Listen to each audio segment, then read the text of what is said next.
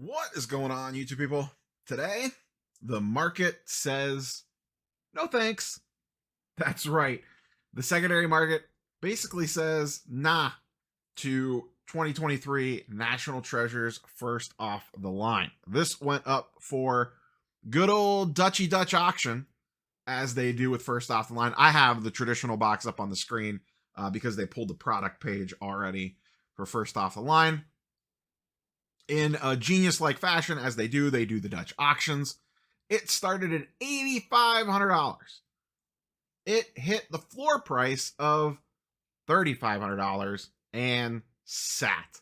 I believe it sat for a good few minutes, and then it magically disappeared. Now, we could say that it sold out, or you could put the tinfoil hat on and that they pulled it, which I usually don't always lean too hard towards the tinfoil hat, but I wouldn't be shocked if they pulled it. In fact, I feel pretty confident that they did. I have no inside information on that. That's just a gut feel.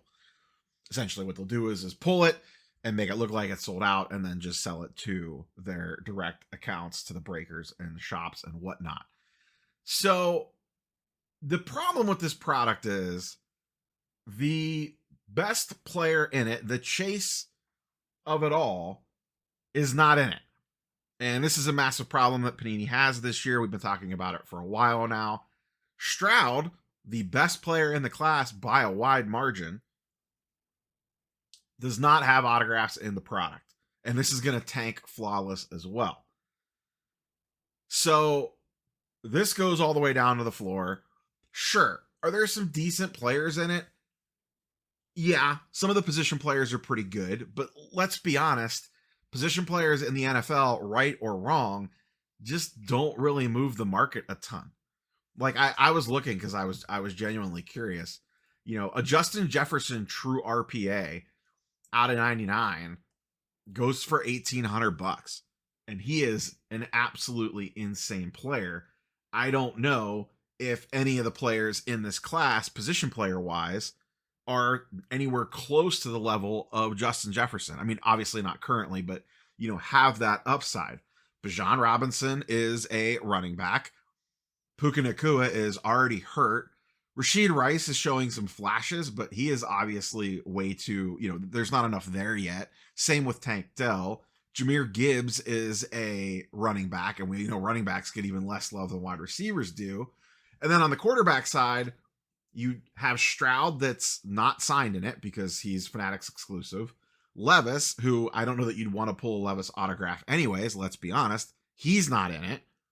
And the two guys that are, Anthony Richardson, who I believe is in the product, he's a great fantasy player, but he can't actually throw the football, which seems like a key component of being a quarterback. And then we all know what happened with Bryce Young.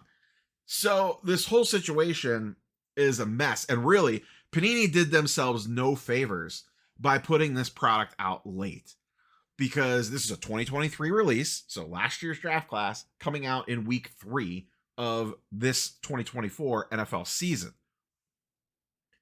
And we have 2 weeks of data already on Bryce Young and Will Levis. Well, Levis isn't the product, but Bryce Young and AR-15 rather. And newsflash, it's not great, as we just discussed. So that probably hurt the product quite a bit. If they put this product out in the summer or towards the end of last season, and you have that off-season hype cycle of, oh, maybe Bryce Young's going to be a little bit good. Anthony Richardson's actually going to be able to complete passes accurately and not just run around like a crazy person. Sorry, Brad. You know, those are the sorts of things that could juice the product a little bit more. But because you're releasing it so late, we have a bigger sample size on those guys now. And, you know, Bryce Young's already on the bench.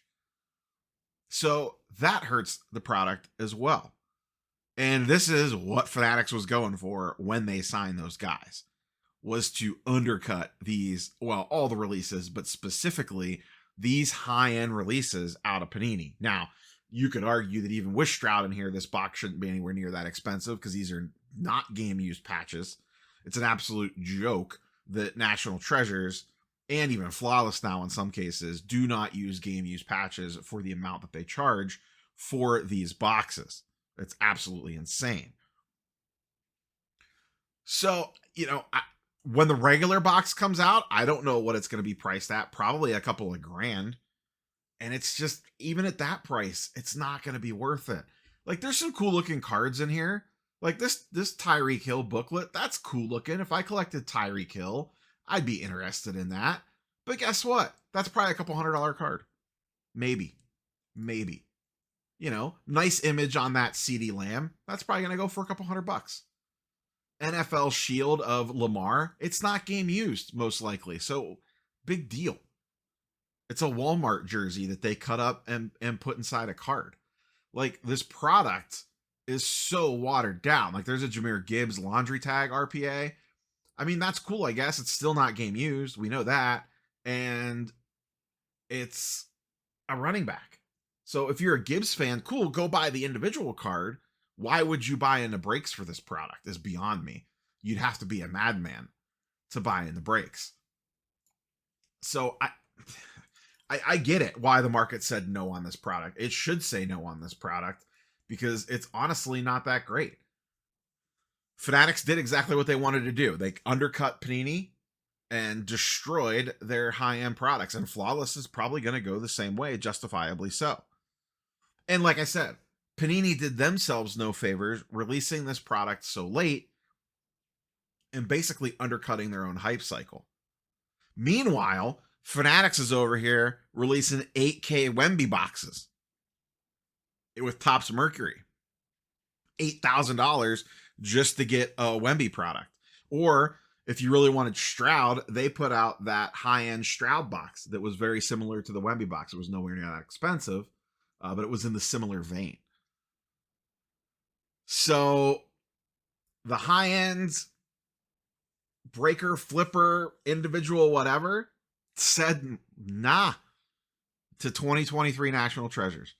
National Treasures, once the pinnacle brand for their company, is now looked at as meh.